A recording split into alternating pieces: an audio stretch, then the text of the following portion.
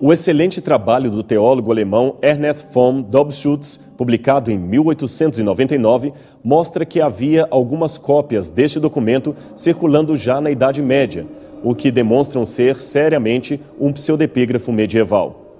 Voltamos, portanto, à estaca zero em busca de nosso rosto de Jesus Cristo. E se pesquisarmos nos primórdios da história do cristianismo, como os primeiros cristãos retratavam a Cristo? Bem, esta é uma pergunta que exige uma resposta delicada, baseada na paleoarte cristã, isto é, nas primeiras manifestações artísticas do cristianismo já encontradas nos séculos iniciais do movimento após a morte dos 12 apóstolos.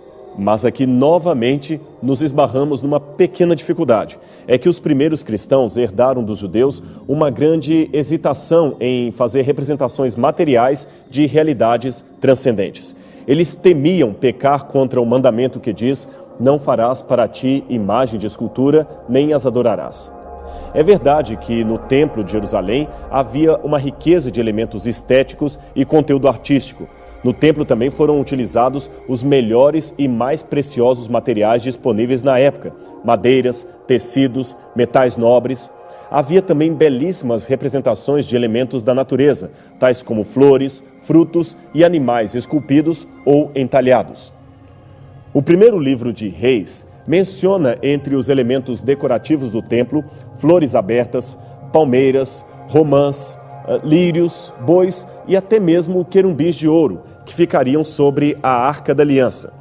Isto mostra que a proibição era quanto à adoração das imagens e não a confecção para fins pedagógicos ou, quem sabe, artísticos. Todavia, quando se tratava do ser divino, aí a coisa era mais séria.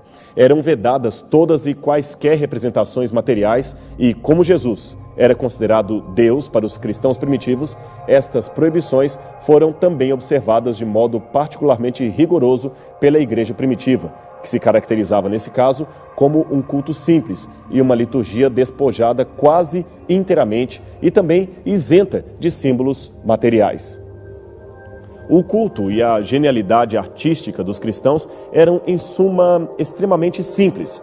E, além disto e dessas heranças judaicas, a pobreza da maior parte dos membros daqueles idos e da perseguição que eles tinham e também da situação de marginalidade da igreja diante de Roma fez com que as manifestações artísticas do novo movimento fossem inibidas.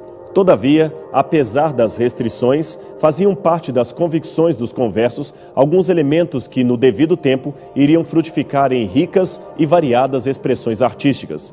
Imagens de âncoras e peixes mescladas com cenas bíblicas, como Daniel na cova dos leões ou o sacrifício de Isaque, começaram a lotar as paredes das primeiras catacumbas cristãs de Roma. Veja esta cena dos 3 hebreus na fornalha ardente. Esta é uma boa ilustração da simplicidade dos primeiros traços artísticos do cristianismo. A figura de Cristo, é claro, demorou um pouco a aparecer. Ela veio, a princípio, como tentativa de não descrever o seu rosto, mas sim de dizer quem ele era. E, nesse caso, aparecia a figura do bom pastor, extraída do discurso de Cristo quando afirmou: eu sou o bom pastor que dá a vida por suas ovelhas. São João, capítulo 10, verso 11. Depois vieram outras cenas, como a ressurreição de Lázaro, a última ceia de Cristo e outras mais. Curiosamente, até o fim do V século, praticamente não ocorreram representações artísticas da cruz e da crucifixão. Os primeiros cristãos pareciam pouco inclinados a destacar visualmente a morte humilhante do Filho de Deus, preferindo, ao invés disso, retratá-lo em vida, como amigo, senhor e protetor. Mas note que a partir dos tempos bizantinos começa-se a explorar mais as feições do próprio Cristo, o rosto de próprio Cristo, como vemos nesse desenho do IV século, pintado na catacumba de Comodilha, em Roma. Note aqui Cristo já aparecendo com barbas e cabelos longos. Porém, é importante ressaltar o testemunho de Irineu de Lyon, um escritor que viveu no II século depois de Cristo e que, portanto, estaria muito próximo das fontes apostólicas. Em seu livro Adversos Héreses, ele relata que, em seu tempo, as imagens corpóreas de Jesus, que alguns já descreviam, eram completamente apócrifas, isto é, fantasiosas. E, confirmando esta declaração, temos a opinião categórica de Santo Agostinho de Hipona, que viveu no quinto século depois de Cristo e também escreveu: ignoramos completamente o aspecto físico de Jesus. Isto está em seu tratado sobre a doutrina da Trindade. Talvez a razão para a assertiva de Agostinho esteja no fato de que, já por esse tempo, Constantino havia ampliado o status social do cristianismo e o crescente poderio da Igreja começava a ser traduzido em manifestações artísticas cada vez mais ricas, sofisticadas e, por que não dizer, idolátricas. Se nos primeiros séculos predominavam os temas da simplicidade dos primeiros cristãos, naqueles desenhos ali esculpidos, nos ícones medievais prevaleceu a idolatria e a ostentação em nome de uma fé que estava crescendo. E isto você pode encontrar em qualquer livro de história que for pesquisar. Se atentarmos às páginas da Bíblia Sagrada, notaremos que em nenhuma parte das Escrituras está oferecido o que poderia ser um retrato exato ou um retrato falado de Cristo. Porém, se aliarmos a sua leitura às informações históricas e arqueológicas disponíveis, é possível encontrar ali algumas poucas, porém razoáveis possibilidades. Em primeiro lugar, temos a informação de que Jesus Cristo, embora nascera em Belém da Judéia, foi criado na Galileia. Em outras palavras, ele era inquestionavelmente semita. Ora, esses povos, aqueles que habitavam o sul do Mediterrâneo, eram predominantemente distintos dos gregos e romanos pela cor azeitonada de suas peles, pelos olhos de azeviche, isto é, tremendamente negros, pelos cabelos escuros e pelo nariz arqueado, e também por uma estatura mediana. Precisamos compreender que Jesus de Nazaré foi um carpinteiro, um ofício que ele aprendeu trabalhando ao lado de José. O trabalho manual envolvia duro esforço e não apenas a fabricação de móveis, como muitos supõem, mas o corte de pedras e madeiras para o uso em construção de casas, pontes e outros edifícios. Por isto, as mãos de Cristo deveriam ser bem calejadas e o seu físico bem musculoso devido ao esforço físico requerido no trabalho manual. Aliás, só o fato de Jesus conseguir ainda carregar uma cruz por bom tempo, depois de uma noite inteira de torturas e sofrimentos, demonstra uma incrível força muscular.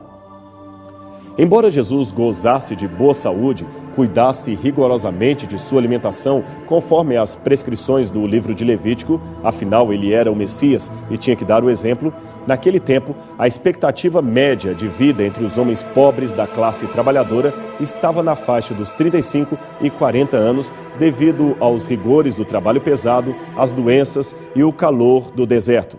Por causa destas questões, desses fatores, a aparência de Jesus provavelmente seria de um homem mais velho do que pensaríamos em relação a alguém de nossos dias com seus 20 ou 30 anos de idade. Alguns, de posse de uma antiga profecia da Bíblia, registrada no livro de Isaías, capítulo 53, pensam que Jesus não seria belo. Ali é dito o seguinte a seu respeito: porque foi subindo como renovo perante ele, e como raiz de uma terra seca, não tinha beleza nem formosura. E olhando nós para ele, não havia boa aparência nele para que o desejássemos.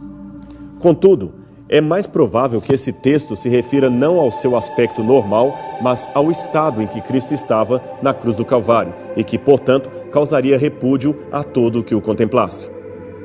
Sendo já um homem feito, sua barba e bigode teriam sido muito mais cheios e menos aparados do que em algumas representações artísticas, pois a lei judaica proibia aos homens de apararem os pelos da face. Isso está em Levítico, capítulo 19, verso 27. Vamos ver o que diz ali.